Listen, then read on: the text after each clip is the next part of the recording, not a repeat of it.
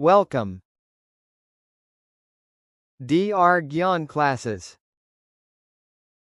आज आपके board exam में 5 नंबर 100% पक्के हैं, ये आप लिख लीजिए।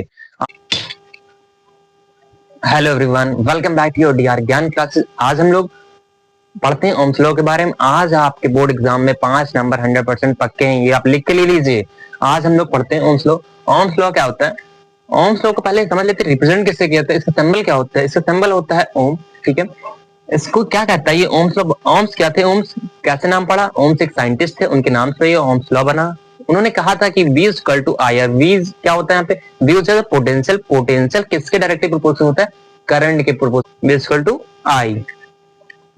V क्या है? डायरेक्टली प्रोपोर्शनल किसके? I के। तो यहाँ पे जो ये प्रोपोर्शनल का जो साइन हम हटाएंगे तो यहाँ पे हमें क्या लेना पड़ेगा? एक कांस्टेंट लेना पड़ेगा। क्या लेना पड़ेगा? कांस्टेंट। कांस्टेंट क्या होता है? यहाँ पे हम लेते हैं R। ये मैंने नहीं लिया, ये भाई साहब ओम्स भाई साहब ने लिया। तो यहाँ पे क्या हुआ? रेजिस्टेंस, ठीक है। तो V equal to I R. तो ये क्या है? ये इन्होंने एक फॉर्मूला दिया। किसने दिया? ओम्स भाई साहब ने दिया था, ठीक है। तो इसे क्या क्या कहने लगे हम लोग? ओम्स लॉ कहने लगे।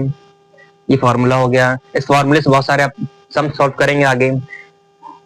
अब इसको ग्राफिक समझ लेते हैं। जब हम लोगों ने एक तरफ रखा पोटेंशियल डिफरेंस, दूसरी तरफ रखा करंट। करंट की यूनिट क्या होती है?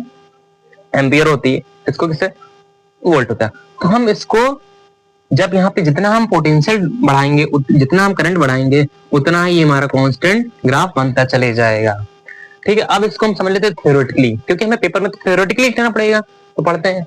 तो लिखा हुआ the law state that the electricity current flowing through a metallic wire is directly proportional to the potential V।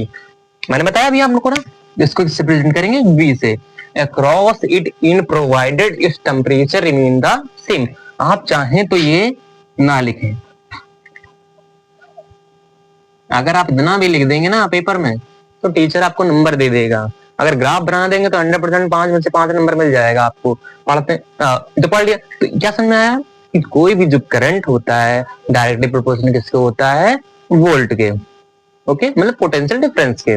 जब इसको हम साइन प्रोपोर्शनल का साइन हटाएंगे तो वहां पे कांस्टेंट लेना पड़ेगा। कांस्टेंट क्या लेना पड़ेगा? रेजिस्टेंस लेना पड़ेगा।